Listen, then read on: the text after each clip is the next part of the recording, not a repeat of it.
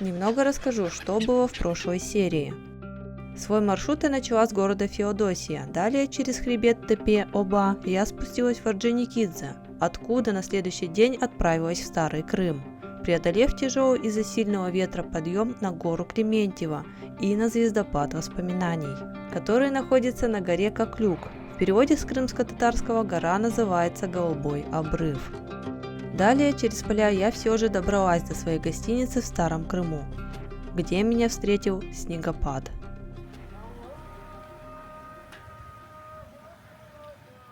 Показываю свой номер.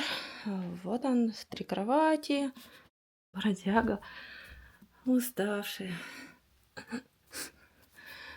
Я сходила уже в душ, помылась, сходила в магазин, купила дрищ такой. Еще меньше стало за сегодня точно. Так, тут шмотки.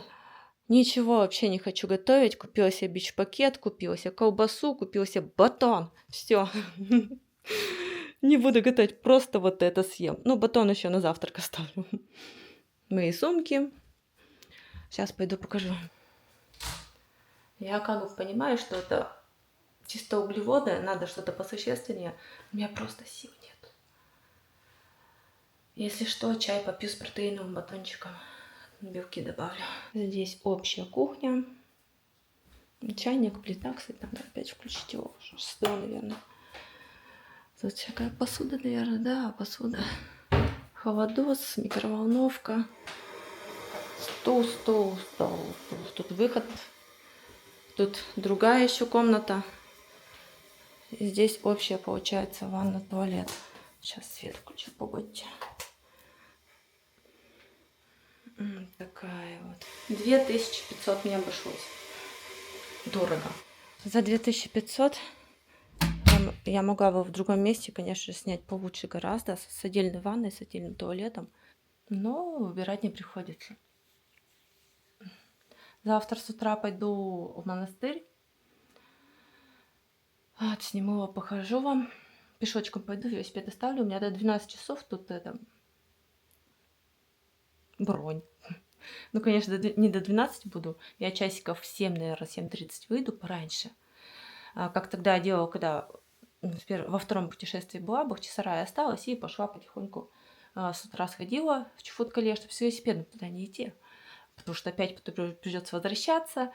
Вот, и, в общем, решила так сделать, да, пешочком дойду. И потом приду обратно, заберу велосипед и поеду, покачу. Я посмотрела карту, это просто капец. Завтра меня ожидает не менее сложный маршрут. Хоть и 20 километров, на 10 меньше, но там перевал. Привет, перевал, Ксения Андреевна. Перевалище. Сколько там, 380? Он. Ну, конечно, не Кабани. Подожди, Кабани, по-моему, 6... Нет, Кабани столько же примерно было, не помню.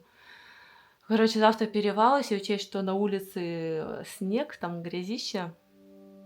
Я не знаю, как пойду.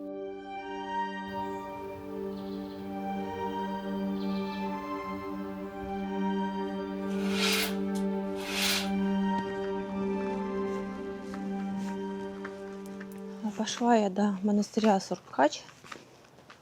Это армянский монастырь.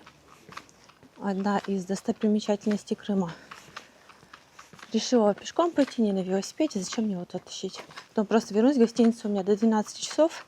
Снять номер. Думаю, успею. Ну, хотя я посмотрела.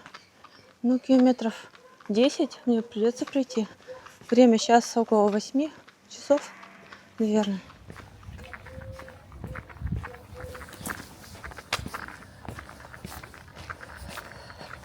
Сейчас попробовала заказать такси, подумала, что так мне быстрее, чтобы время не тратить. Сегодня очень сложный переход будет, 20-километровый, чтобы время не тратить, переместиться туда. Но что-то никто не хочет. Звонила в несколько, бесполезно. Волны тут нет, как я поняла, или Максима, которые в Крыму ездят. А топать мне в одну сторону 5,2 километра. Это как бы прилично. В другую столько же, где-то 10,5 километров идти. как бы мне не сложно, но времени я, наверное, только к обеду вернусь, а потом мне еще 20 километров впереди. 5-й переулок, справа, слева улица Калинина. Сейчас вот въезд туда.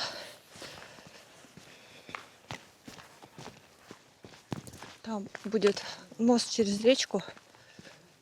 Уже вижу начало его. Речка называется Чуруксу. Решила, если мало ли кто-то там есть и будет возвращаться сюда в Старый Крым, попробую на хвост ему упасть. И тем самым время сократить, чтобы поздно не выезжать сегодня. Не хочется опять в темноте ехать, как вчера. Хочется пораньше все-таки приехать. Тем более, не знаю, сколько у меня займет время на перевал. Но вчера с Андреем пообщалась. Он сказал, в принципе, что таких подъемов, как вчера у него было, там нету. Надеюсь на это. Или меньше ли он сказал подъемов там. Ладно. Так, спускаемся. И снизу Чуруксу. Интересно. Ее, наверное, даже не видно будет. Она совсем мелкая. Ее даже слышно. Журчит там. Я не видела эту реку раньше. Первый раз вижу сейчас. Ага, вот он мост. А я про бордюры подумала, что это бордюр, это мост сначала. Посмотрим. Вон там идет подъем вверх. Опять-таки я рада, что без велосипеда поехала. И там не надо думать, где его вставлять. Покрутить педали я сегодня еще успею, точно. Да, ручеечек. Речка Чуруксу.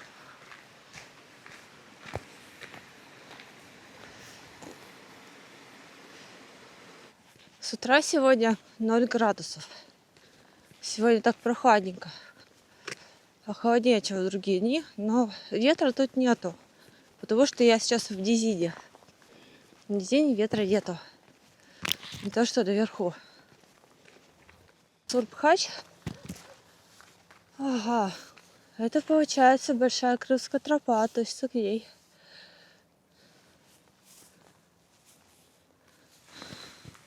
Да, вот. Старый Крым, Сурбхач, гора Фрэнк-Мизер и Эчкидак. Так, вот мы здесь. Сурбхач, развалины монастыря Сурб-Степанус. Турстоянка есть. Рядом с горой Фрэнк-Мизер. Киевтарский монастырь, Краснокаменка. Тут турстоянка, да. Частично уже была на Большой Севастопольской тропе. Частенько с ней пересекалась в своих прошлых путешествиях. И вот хочется пешочком пройти. Почему бы нет? Сначала думала пройти только Большую Севастопольскую тропу. А потом мне сказали, что есть Большая Крымская. И я подумала, почему нет? Может быть, на 2 путешествия это растянуть. На 2 похода. Посмотрим. Правда, не знаю, буду ли это снимать. Может, просто прогуляюсь. Мои любимые подъемы. Так, а здесь охотничьи угодья. Вчера впервые увидела диких зверей в Крыму. Абсолютно случайно. Типа косули, которая больше на антилопу была похожа. Там просто рядом парк антилоп. И, возможно, оттуда сиганула зайца и фазана. Мне сказали, что это фазан. Ага. 3 километра осталось. Все, я вернулась в зиму. Снег. Тут снег лежит. На дереве табличка «Осторожно, клещ». Да, кстати, клещи вовсю активничают в Крыму. Вчера на собаке видео на ухе. А вот тут, ребята, смотрите, какой след лапища.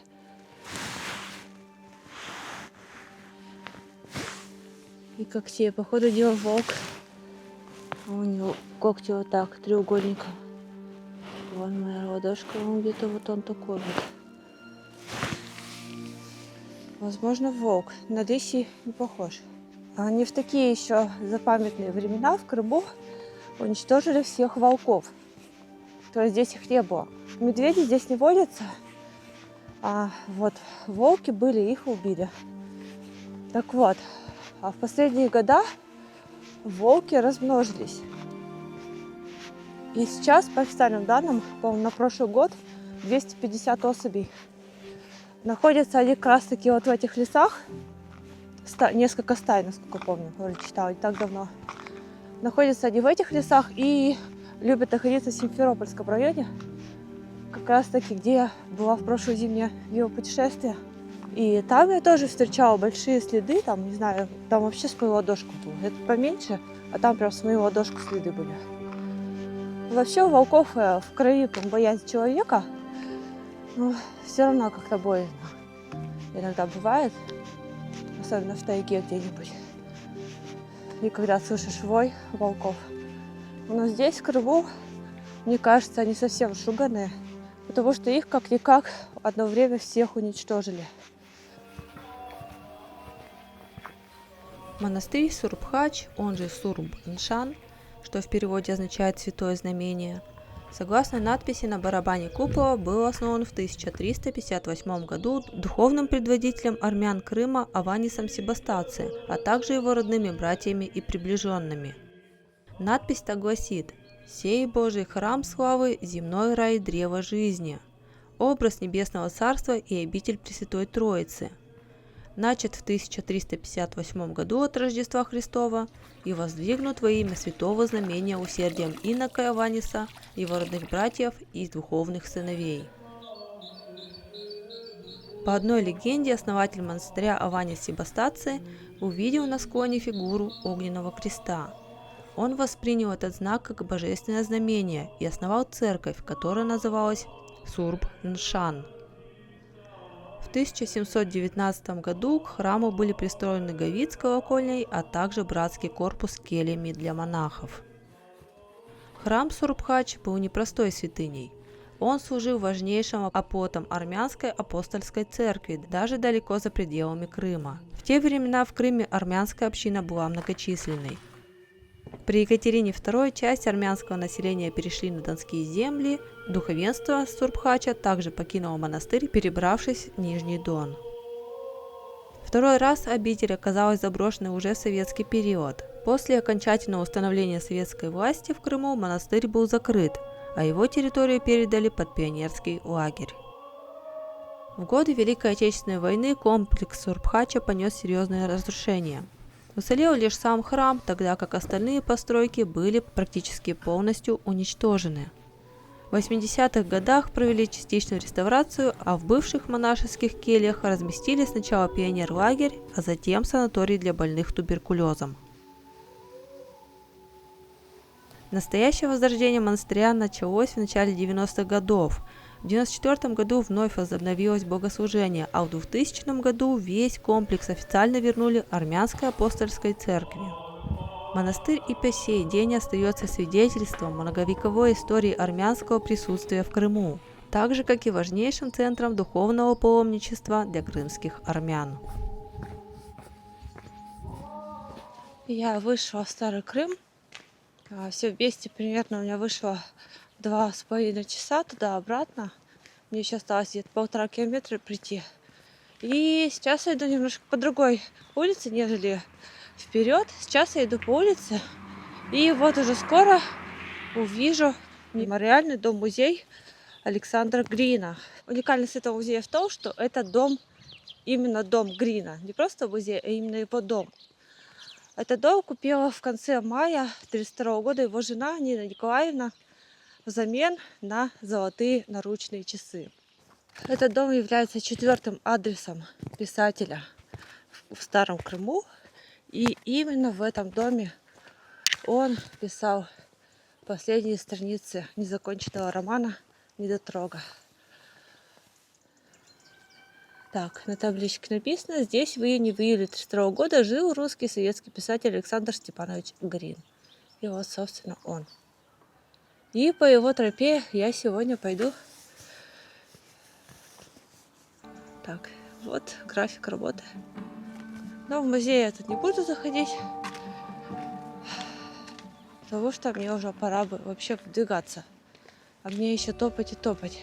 Иначе я приеду в темноте. совсем в темноте. Опасаюсь того, что меня ожидает, потому что снег, видели сами, имеет место быть в лесу, а там через перевал идти. Возможно, будет скользко. А у меня колеса-то совсем не для этого.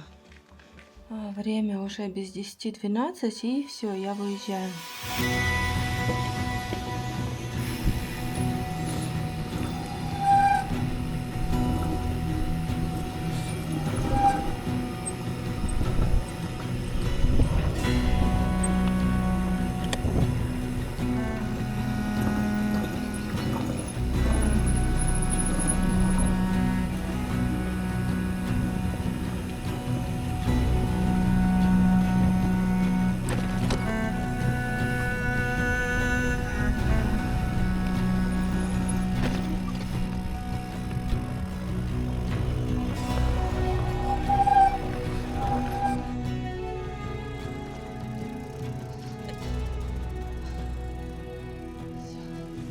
Опять баф натянула на ухи, потому что ветер, пусть и не такой сильный, как вчера, но он просто ледяной, холодный.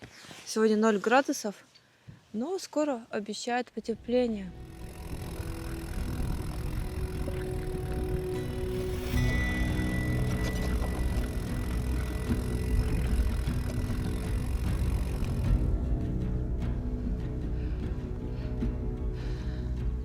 Последний взгляд на Старый Крым.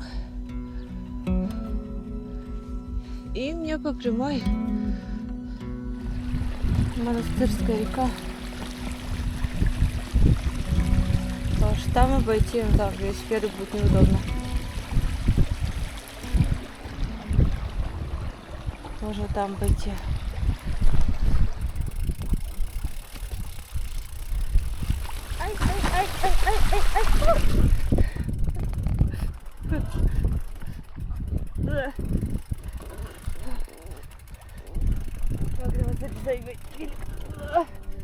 Дорога была непростой. Большая часть в грязи и колеи от колес машин, бывало даже очень глубоких. Немного отвлеклась и свернула не туда. Сообразила про это не сразу, преодолев несколько подъемов. Навигация в Крыму не работает, поэтому надо быть максимально сосредоточенным на своем пути. На всем протяжении дороги часто попадались следы животных. Чаще всего это были кабаны. Они, как и другие звери, любители ходить по людским тропам и дорогам.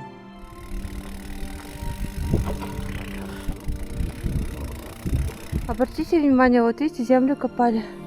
Вот там копали, вот тут копали, вон там копали. Это кабаны. Тут все так подкопано.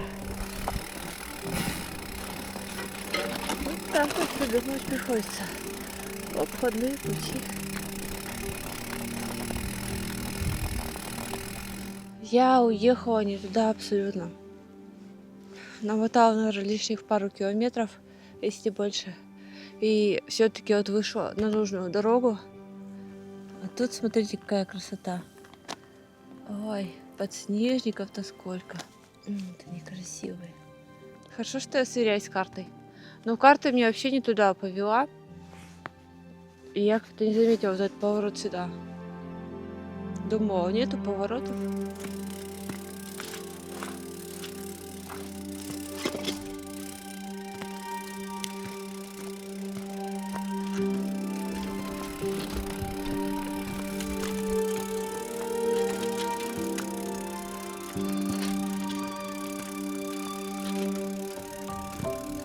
Все, поднялась.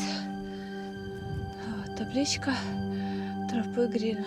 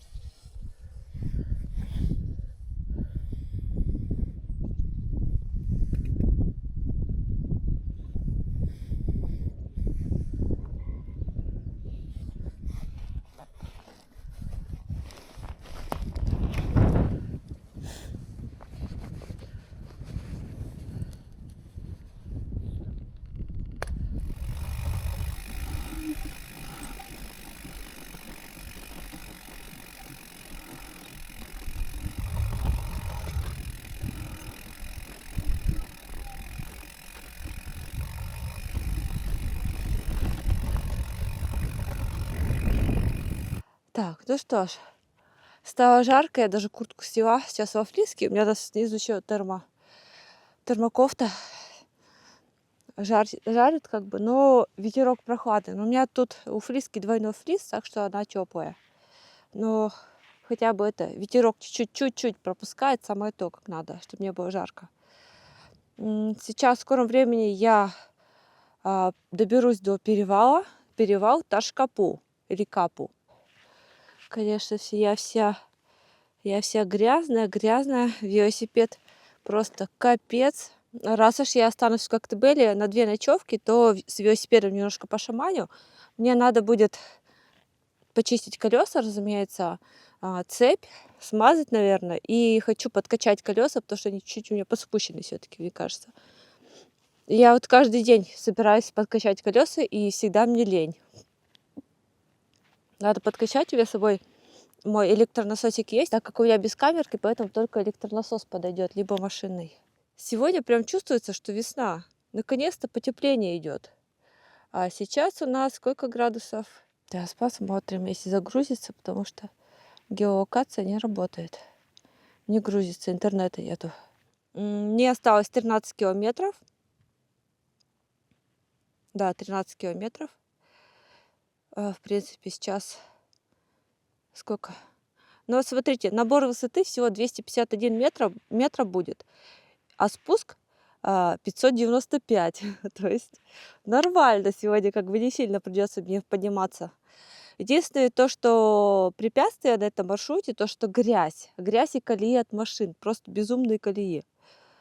Вот, и в принципе на этом все. Я думаю, когда подсохнет все, здесь просто замечательно можно будет проехать. Единственное, что не всегда, когда колеи, ехать очень сложно, потому что они такие какие-то кривые, косые все. Это как вчера, когда через поле ехала, не только колеи были, но еще и коровьи, лошадиные следы. Они такие были очень часто затвердевшие. И едешь, и вот так, вот так, вот так. Я не глубокий просто. Как-то так.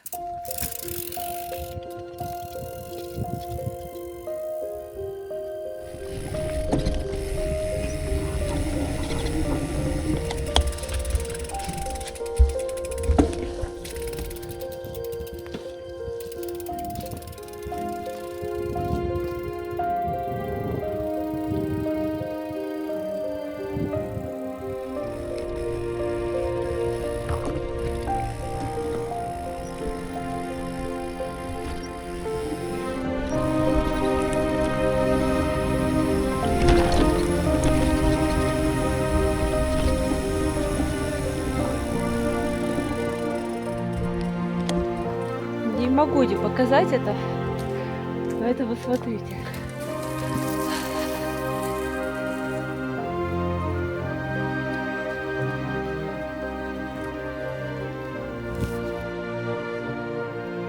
Целая поляна подснежников, смотрите. Большая, все белое. Я такого еще не видела. И спереди тоже. И здесь подснежники. Буду откровенна, я столько подснежников за всю свою жизнь не видела. Поехала дальше. Сейчас скоро перевал.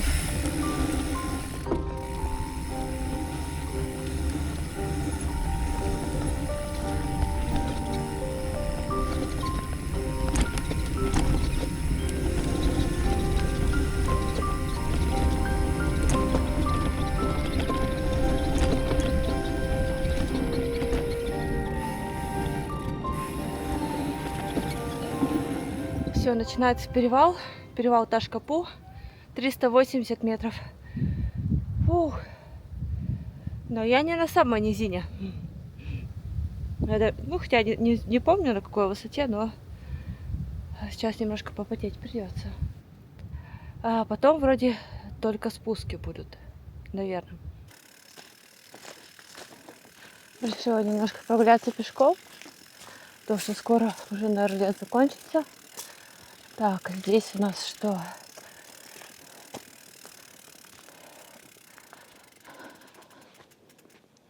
Слава крымским партизанам. И вот такой вид. красивый. Судя по всему, я сейчас на вершине перевала, и сейчас будет спуск. То есть я практически не поднималась на перевал, потому что я практически была на этой же высоте. То есть, ну, как бы я поднималась, но не сейчас, не прям так на перевал, как на Кабаньем перевале у меня подъем был.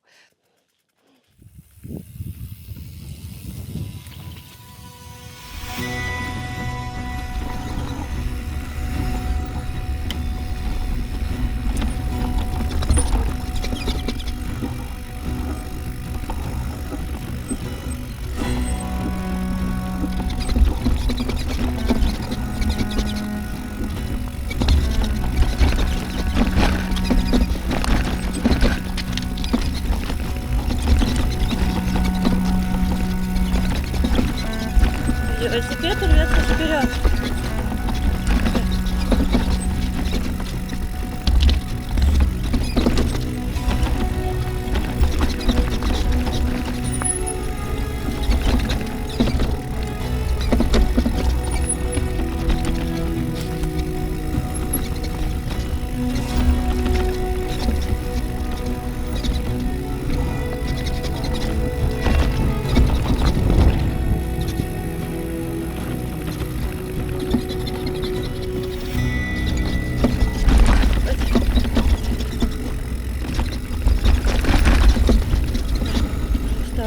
Заживать.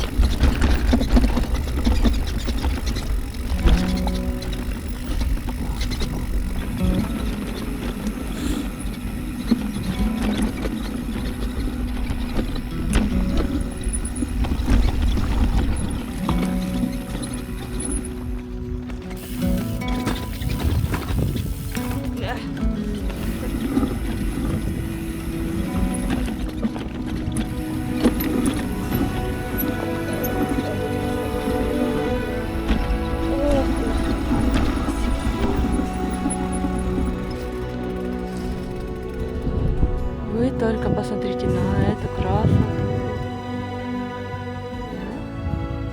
Как вам такое? Тропа Грина. Спуск очень классный, мне вообще нравится. На камни не такие большие, и можно себе спокойно спускаться. Ну, конечно, объезжать надо иногда, потому что там камни торчат прям острием. Ну, не совсем острием, но можешь поскользнуться. Ладно, пойду покачу. Так. Вперед пойду. Надо объехать. Пошли на дерево. Вообще весело. А тут придется пройтись пешочком. Потому что все пригруженные.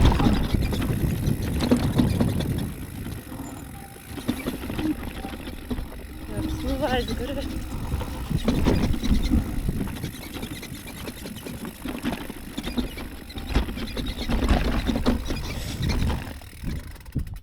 И поехали дальше.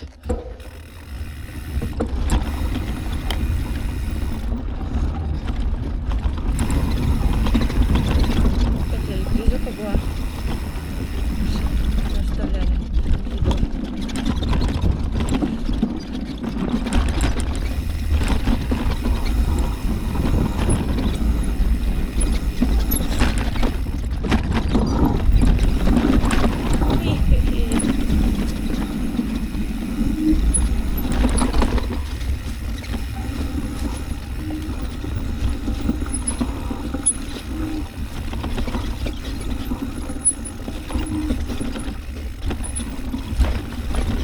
Вот машины расхерачиваются дорогу.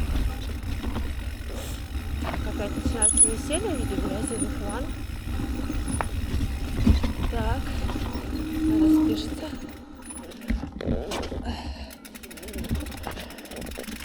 Тут пойду. Тут какой-то ручеек, видать. Вниз идет. Это вот так мокро.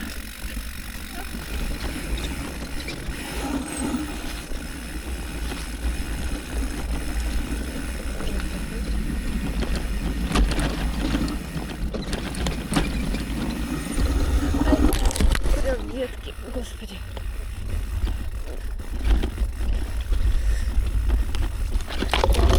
Ай-ай-ай. Ай-ай-ай. Ой.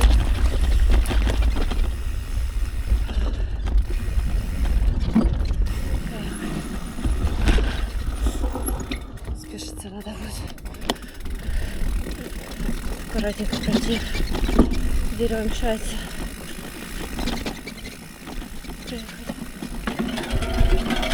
Ой.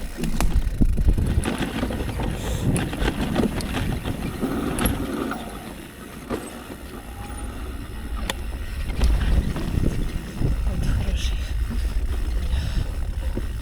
Какой молодец велосипед. Ни разу не подводил.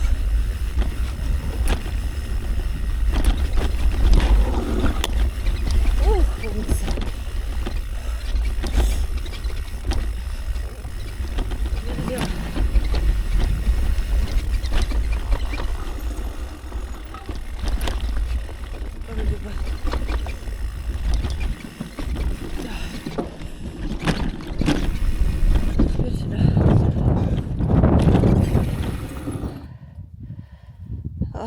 Я сейчас так упала, что-то разогналась, а там ветка, и я свернула, а тут колея, и, короче, велосипед бросила, сама куда-то в кусты полетела. Блин, вроде без травм. Да, вроде без травм. Тут у меня лосины уже все от сумок. Ой, господи, велосипед что-то так. Капец, он прям упал, прям на звезды, на кассету точнее. Ну, вроде тут ничего. А сумка одна вот отлетела, она, скорее всего, тот самый удар и заблокировала. Но есть беда, у меня сумка сломалась, моя ортлибовская нарульная, смотрите. Магнит вот. Капец. Тут тоже магнит отпал. Просто магниты выбило, отпали. Это очень плохо. Это та самая легендарная сумка Валеры Рогозина, которую он мне подарил. Голубенькую по цвету велосипедика. Ой, блин. Сумка нифига не дешевая. Такая сейчас. Такие сейчас, кстати, не выпускают. Выпускают поменьше по размеру. Стоят они по 12-15 тысяч одна сумка такая. Так как же так? Даже вот, смотрите, держатель телефона погнула. Так шлепнулась. Ну, главное, что сама цела. А сумка, вещи. Это все наживное. Да. В принципе, жалко, конечно. Ну, что поделать. Вот это вот кабзда. Крепежи отломились из сумки. Капец. Видите, вот тут так даже чик-чик закрывать. Но у меня вроде запаски есть. Надо посмотреть, подойдут ли они или нет. Сейчас доеду до Коктебеля. Завтра как раз таки займусь этим. Нарульная сумка держалась еле как. Разгрузила ее по максимуму. Задняя сумка меня тревожила больше всего. Ведь она была практически не закреплена на багажнике, а по таким дорогам сильная тряска, и сумка периодически пыталась отпасть от велосипеда. Несколько раз ей это удалось. Поломка сумок меня выбила на некоторое время из колеи. Я думал о том, как будет проходить мое дальнейшее путешествие, ведь это только начало пути. Старалась абстрагироваться и отвлечь себя красивыми видами гор вокруг, и это спустя какое-то время помогло.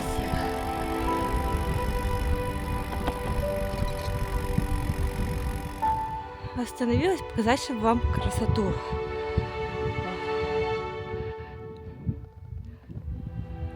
Вон, с той горы далекой я сейчас съезжала. Красиво, правда?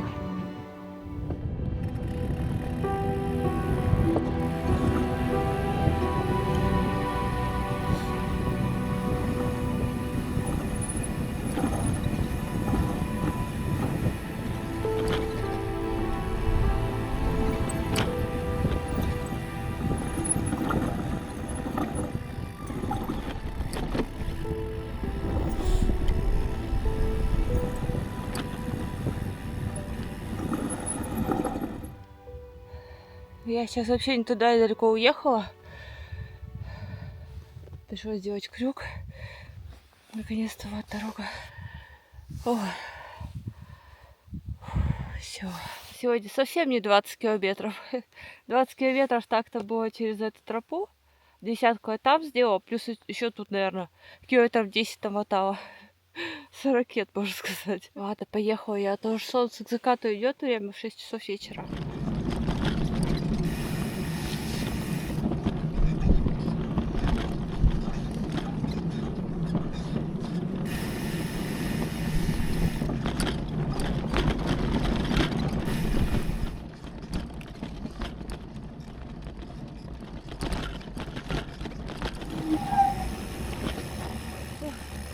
Ой, зайка, вот это ты прыгаешь.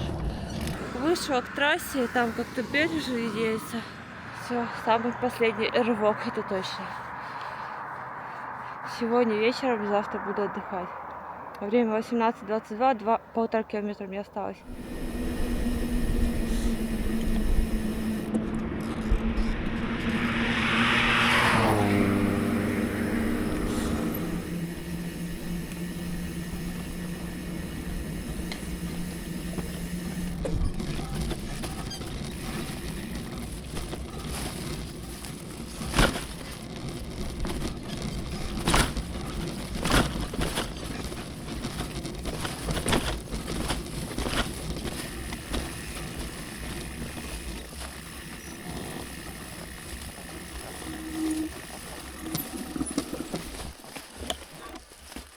Я заселилась, все хорошо. Такая, немножко сначала была в шоке, то что там ни звонка нету, и телефон тоже что-то нерабочий. Но пока там маялось несколько минут, там приехал парень, Ярослав. И это, кстати, увидели по камерам то, что я стою. Они просто не знали, во сколько я приеду, мы не созванивались. Я забронировала на одном сервисе гостиницу, комнату в гостевом доме. И вот, так-то в 13 часов заселили, а я такого в 7 часов приехала почти.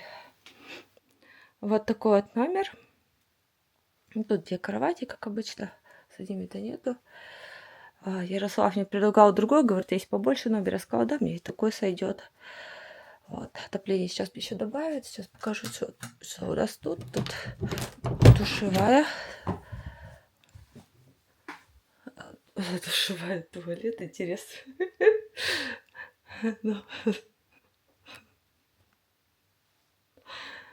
Интересно. Так как? Или она как-то специально сливается? Интересно, так, конечно. Сейчас я пока пошусь маленько, и потом это пойду готовить как раз-таки. И покажу, что там дальше. Там, получается, кухня общая, там столики стоят даже. В общем, уютный довольно гостевой дом. И всего 1600 рублей. 1600 рублей за сутки. Пока немного прохладно, но Ярослав сказал, что он добавит отопление. Вот уже это чувствуется, да. Я уже поставила на зарядку свою технику. Сейчас копошусь в сумках. Хотела что-то там достать их. Я хотела посмотреть, вот у меня, которые зажимы тут сломались на этой сумке. У меня, по-моему, запасные были, я вот хочу их поменять.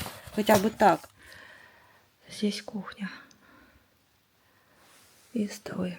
В принципе, все аккуратненько, красиво. Стиральная машина. Здесь картинки с номерами комнат и где какая посуда. Ну, то есть, в смысле, в каждой из этой картинки посуда для номера. Но у меня своя походная, я с нее буду.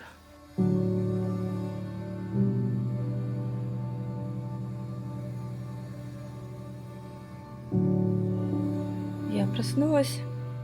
Время уже 10 утра. Сейчас думаю пойти погулять, побродить. У сумки у моей задней все-таки крепления запасные, это не те. Там просто колпачки получается. Сейчас покажу. Вот такие вот колпачки там. Но я думаю, что сейчас просто повешу сумку на багажник и вот так вот колпачком зафиксирую, с 2 колпачками, так, чтобы она не выпадывала. Вот эти вот сами крепления можно в интернете будет потом заказать. С этой сумкой что делать я, в принципе, придумала. Смотрите, вот видите, в 3 местах трещины. Даже в 4 местах. Я попробую сейчас найти армированный скотч и вот так вот обмотать, зафиксировать, чтобы хотя бы форму держала. А так вот этого уже на сменной уже нету. Главное, что сам держатель крепления, которое на руле, он цел. Потому что тот держатель стоит около 7000 рублей. То есть это дорогие сумки, но они на много лет. Но видите, тоже как бывает. Сумка это далеко не первый год. А так скажет, служила. И что с ней только не было. Ей, наверное, лет 8-10 в этой сумке. Заказала себе тоже сумку на руль Ortlieb. Такого же цвета, но другую модель, потому что такой модели уже не выпускают. Вчера в телеграм-канале сказала о своей беде, и там получается вот чат Лани в чате ребята мне кучу советов надавали, как сделать, но ее ребята уже сегодня отремонтировать, потому что тут, видите, вот тут просто куска нет, магнит сюда уже не поставить, чтобы закрывалась сумка нормально. По итогу один из чатланинов по имени Рома мне закинул донат на 10 000 рублей на новую сумку. Я добавила свои еще 3800. И все. Рома, привет, и спасибо тебе большое за то, что помог. Я даже не думала, не ждала, я даже не просила. Это так приятно, когда такие вот подарки, такая вот поддержка, такая помощь бывает. Неожиданно, негаданно. Все, сумочка придет у меня в апреле. Но пока с этой-то я доезжу. Сейчас найду армированный скотч. Если не найду, хотя вряд ли я тут найду, хотя бы, может быть, изоленту какую-нибудь, так вот обмотать ее по кругу сумку, чтобы она хотя бы форму держала нормально. Ладно, пойду поброжу. Время 10 часов. Сейчас сначала в Озон зайду. Там у меня держатель для экшн-камеры пришел. Я заказала сюда, в Коктебель. Так, здесь комната отдыха вообще. Есть различные тут игры. Колотушка какая-то. Большой телевизор. Диван с креслом.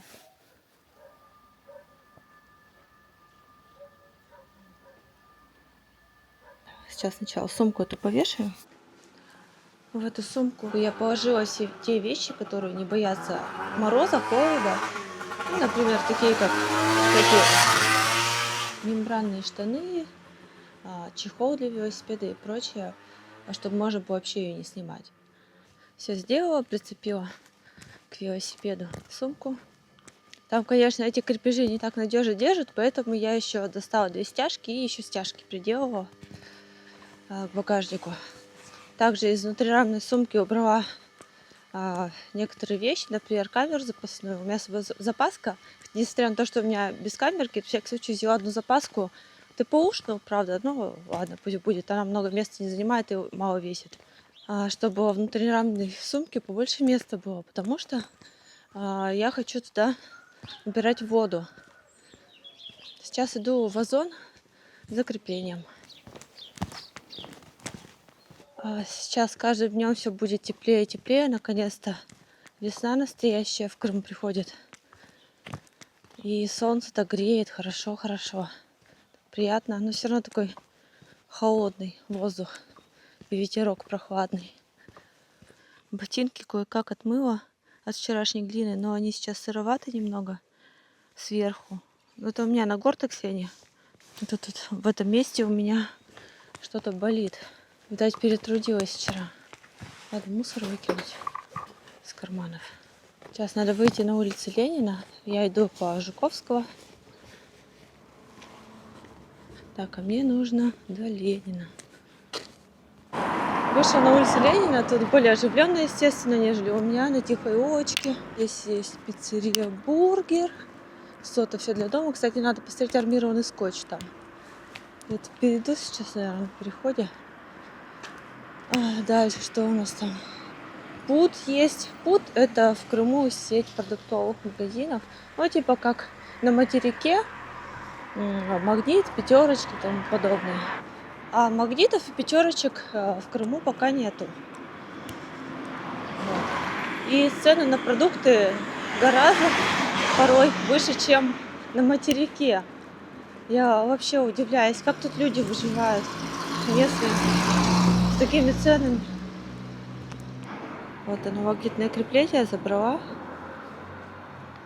Болтик заберу со штатива.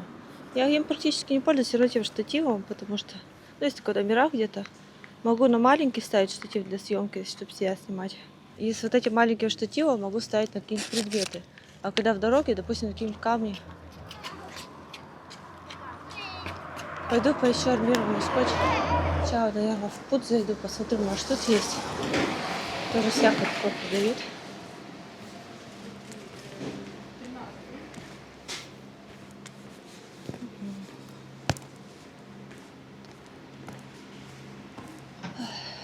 Завтра, кстати, у меня не такой уж длительный маршрут будет. Посмотрите. Как ни странно, 8 марта алкоголь продают. А 23 февраля не продают. Вы поняли, да, намек? То, что все для нас, для женщин. Сегодня 8 марта, кстати. В том году, 8 марта, я в Ялте остановилась. Как раз-таки завершила прошлогоднее свое велопутешествие зимне-весеннее. И вот сейчас я опять в Крыму и новый маршрут. И в том вот году как раз-таки я себе взяла бутылочку шампанского. Половину, конечно, пролила. О, мне салфитосы надо. Вот эти такие вкусные, можно взять себе. Ну, покушать. Я вообще люблю детское питание. А вот сейчас возьму себе в таких, ну, совсем мало. Знаете, как в детстве ели? Яблочная пюрешечка. Папайя, яблоко, груша, персик. Вот это возьму и прямо сейчас заточу. Ну, конечно, не прямо в магазине вообще. На такие вот пюрешечки меня посадил Ильдар в нашем велопоходе, так скажем, на перевал Дятлова. У него с собой такие были, только маленькие. Он дал попробовать, мне так понравилось.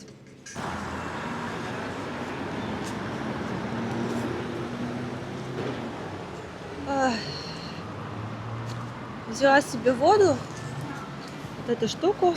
Не было армированного скотча, взяла изоленту, попробую ей намотать побольше. Сейчас пойду посмотрю на набережную, которая на реставрации, как там обстоят дела. Уже сколько, год или сколько они там обещают ее отреставрировать. И напомню, в прошлом году я сюда не попала именно по этой причине, потому что набережная на реставрации. Вот тут кафешка закрыта, потому что здесь сезон. На сезон, наверное, открывают, так нерентабельно. А летом тут, конечно же, наверное, вообще красота. Ну, уже вот зеленая трава вылезает. Скоро деревья будут тоже все в зелени, красивые.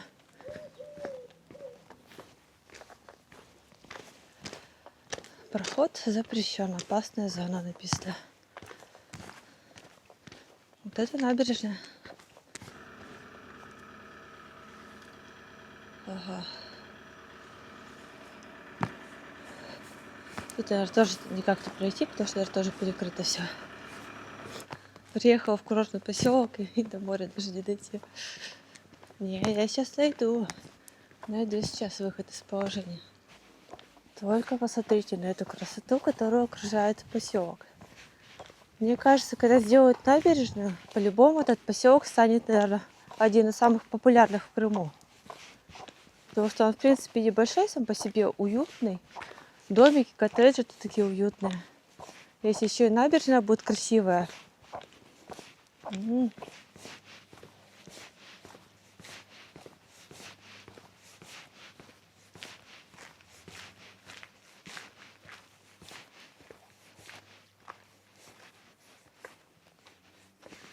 Такое море сегодня спокойное, спокойное.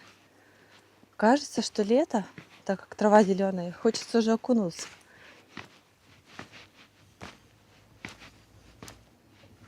Да, там можно пройти. И это хорошо. Сейчас протоптаюсь.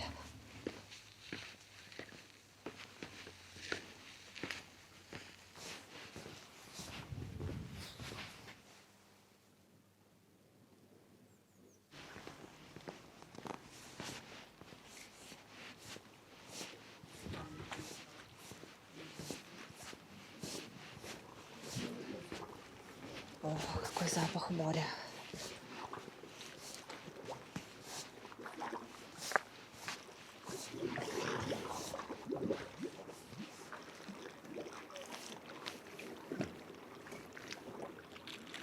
и сюда все вот ремонтом.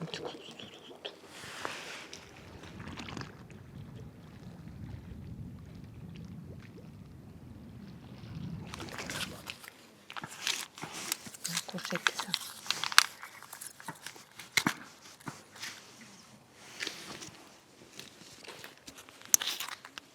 Кафе здесь не нашла пока что. Я думала, тут все закрыто.